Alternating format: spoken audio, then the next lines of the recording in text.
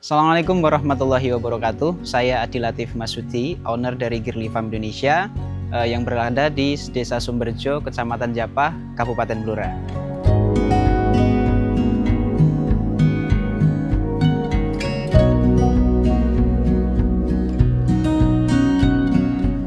Background saya sebenarnya bukan dari seorang petani. Saya memang dibesarkan dari keluarga petani, akan tapi ayah dan ibu saya dari kecil tidak pernah membiarkan saya untuk kemudian bersentuhan langsung dengan dunia pertanian itu sendiri. Singkat cerita, saya sekolah di SMK Otomotif sampai pada akhirnya saya mendapatkan kesempatan untuk bekerja di Korea Selatan di salah satu perusahaan manufaktur yang kemudian terkumpullah modal dan pulang kembali ke desa untuk kemudian membangun bisnis pertanian ini yang berfokus hari ini di budidaya melon premium. Setelah saya lulus tahun 2022, kemudian tahun 2023 saya bertekad untuk kemudian pulang ke desa. Nah, kemudian kenapa kemudian saya terjunnya di sektor pertanian? Nah, ini memang satu cerita yang unik karena memang di desa itu setelah kita melakukan beberapa kajian memang tidak bisa jauh dari sektor peternakan dan pertanian, apalagi Blora khususnya yang memang hampir 50,01%-nya adalah kawasan hutan, ditambah yang separuh sisanya itu terpecah menjadi kawasan pemukiman dan kawasan perkebunan dan persawahan. Nah, sehingga ini menjadi salah satu potensi yang seharusnya jika bisa didorong dan dimaksimalkan bisa menjadi penyumbang terbesar untuk PAD daerah Kabupaten Blora itu sendiri. Terlebih lagi, Indonesia sebagai negara yang ditakdirkan menjadi negara agraris, harusnya sektor pertanian dan peternakan itu sektor yang cukup menarik untuk bisa kita tekuni bersama. Di Girly Farm yang ada di Desa Sumberjo ini, kami berfokus untuk berbudidaya melon premium, ya. Jadi di melon premium ini kami budidayakan dengan sistem semi organik. Jadi awal mula Girly Farm ini berdiri, kami menggunakan sistem vertigasi dengan irigasi tetes, memanfaatkan media kokopit. Lah, akan tapi dalam proses berjalannya waktu ternyata ada suatu hal yang luput dari analisa kami, yaitu tentang kualitas air baku. Nah, ketika kita ingin bertani secara hidroponik itu memang air baku ini menjadi satu hal yang tidak bisa dinego ya, tentang standar kualitasnya.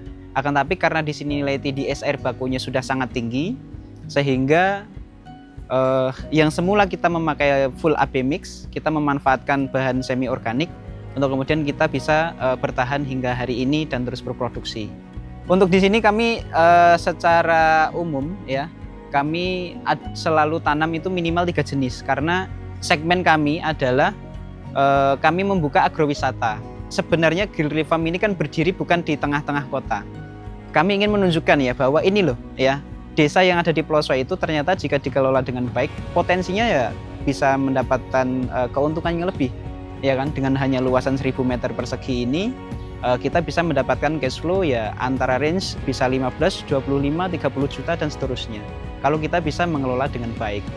Nah, oleh karena itu, sebenarnya dengan beberapa jenis itu kita memberikan opsi kepada pelanggan ya, kepada konsumen Girly Farm Indonesia. Untuk kemudian ketika datang itu tidak hanya merasakan satu jenis melon, tapi bisa beberapa. Kami sekarang punya strategi itu maksimal 40% itu kita sudah pasarkan sebelum melon itu dipanen raya, dengan cara kita tetap lobby ke beberapa toko buah, ya, ke beberapa vendor yang kemudian bisa kita supply ke sana.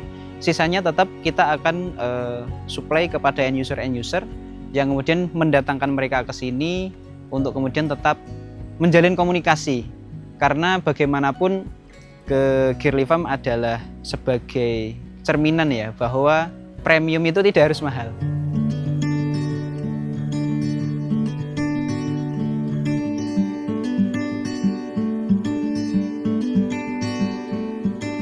Jadi selain di pertanian, kami juga mulai merambah ke sektor peternakan. Markas besar kami ada di Kecamatan Tondanan. Nah, yang di sini ini adalah salah satu plasma yang tergabung dalam kemitraan kami. Yang selanjutnya memang kami berfokus untuk peternakan itu di ayam petelur. Nah, kami memilih di ayam petelur ini juga bukan tanpa latar belakang ya. Jadi karena memang kami punya kajian khusus terkait dengan mulai dari kondisi sosial ekonomi di masyarakat, mulai dari angka stunting dan lain sebagainya, sehingga kami alih-alih untuk melakukan ekspansi di dunia greenhouse itu sendiri, kami sementara ini masih pengen berfokus dan terus berkonsentrasi dalam pengembangan plasma untuk di peternakan ayam petelur ini. Kenapa ke ayam petelur? Kami sebenarnya berangkat dari panggilan hati. Di desa itu seringkali angka stunting itu relatif tinggi, ya. Yang kemudian karena saya semenjak pulang dari Korea itu sering ngasih les gratis ke anak-anak SD. Jadi saya cukup miris ya ketika kemudian melihat anak-anak itu untuk matematika dasar saja itu tidak tahu bagaimana proses tambah kurang kali bagi itu tidak tahu lah, sehingga dan ini tidak terjadi pada 1-2 anak saja, dan ini cukup masif dan tidak hanya di desa saya. Nah, kami punya punya cita-cita bahwa kami juga ingin memperbaiki generasi itu dari segi gizi. Nah, sehingga harapannya dari gizi yang diperbaiki ada tumbuh kembang generasi-generasi yang cukup baik, sehingga desa-desa yang semula tertinggal sampai hari ini bisa didorong kemajuannya lewat pemenuhan gizi-gizi ini. Lah, sehingga kami berkesimpulan bahwa dari apa yang kami kaji ternyata kekurangan protein itu cukup masif di masyarakat. Lah, sehingga dalam hitungan kami protein yang relatif sederhana, relatif disimpan dan bisa dikonsumsi masyarakat dan bisa diterima dengan baik adalah konsumsi telur. Untuk di utama kami yang sudah existing hari ini itu 1.500, yang sedang di DOC, proses dari kandang DOC ke kandang layer ini ada 2.000, berarti 3.500 ya. Terus nanti target kami adalah yang kandang besar yang untuk budidaya telur ini nanti ada penambahan itu sekitar 3 kandang dengan kapasitas 3.000. Lah, untuk yang plasma ini secara keseluruhan untuk yang di kandang ini saja populasinya adalah 500 ekor, dan kalau kita berbicara secara keseluruhan plasma itu kurang lebih di 7.500. Lah, di bawah manajemen kami berarti secara utuh kurang lebih antara 11.000 sampai 15.000 target Desember 2025 ini. Jadi kajian kami sebelumnya itu sangat sederhana. Jadi kami berusaha menyederhanakan konsepnya Bapak Prabowo Subianto terkait dengan ketahanan pangan nasional itu kita sederhanakan menjadi ketahanan pangan keluarga. Karena dalam mindset kami, jika setiap keluarga itu sudah cukup terkait dengan pemenuhan gizi, maka secara tidak langsung, secara otomatis ketahanan pangan nasional itu juga akan terpenuhi. Nah, sehingga dulu kita mulai itu dari 10 ekor per kepala keluarga. Jadi kita sempat sampel, kita sempat bina ada 10 keluarga di salah satu desa di dekat saya itu. Nah, dari sana akhirnya mulai kebutuhan dari 10 ekor itu bisa menghasilkan 7, 8, bahkan 9 telur per hari, sehingga minimal untuk kebutuhan keluarga itu terpenuhi. Akan tapi diskusi kami setelah semakin berkembang, ternyata problem suatu keluarga itu tidak melulu kepada pemenuhan gizi saja. Akan tapi ketika anak ini nanti beranjak dewasa, dia butuh yang namanya kestabilan ekonomi. Nah, sehingga dari sana kami mulai membuat formula sehingga ketemu untuk ideal produksi skala rumahan untuk satu keluarga itu bisa di angka 100 ekor. Nah, dari angka 100 ekor itu dengan katakanlah penghasilan rata-rata di 90 butir per hari, itu kita bisa mendapatkan total berat telur itu kan kurang lebih 5 sampai 5,6 kg. Kalau kita ambil range rata-rata di harga 23.000, pendapatan bersih kita per hari itu bisa Rp50.000, bahkan bisa lebih. Nah, sehingga yang lebih unik dari kapasitas 100 ini kan cukup kita kerjakan ketika kita selesai ibadah sholat subuh, dan kemudian menjelang sore itu masing-masing 40 menit pagi, 40 menit sore. Nah, sehingga ketika proses siang ini berjalan, kita masih bisa menjalankan aktivitas yang lain.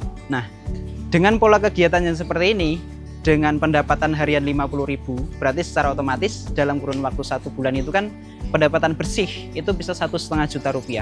Itu sudah sudah bisa digunakan untuk beli pakan, ya kan, persiapan untuk kemudian pengisian ulang kulet dan lain sebagainya. Jadi yang kapasitas kecil itu kita fokuskan ke keluarga-keluarga.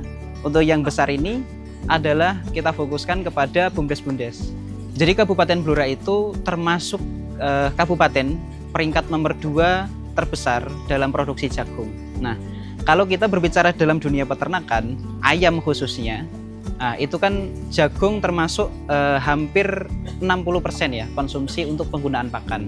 Nah, sehingga di sini kami menangkap bahwa kalau kemudian hilirisasi jagung itu bisa dilaksanakan di Kabupaten Blora, setidaknya ini akan memangkas, ya kan, kos pengiriman dan lain sebagainya.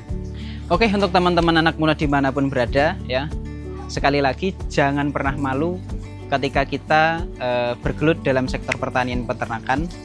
Sesuatu yang kotor itu belum tentu kelihatan tidak baik ya, ataupun tidak menghasilkan. Justru yang kotor-kotor itu biasanya yang luput dari pandangan kita untuk kita ambil alih di sana, kita ambil peran, dan kita juga ikut mengambil keuntungan di sana.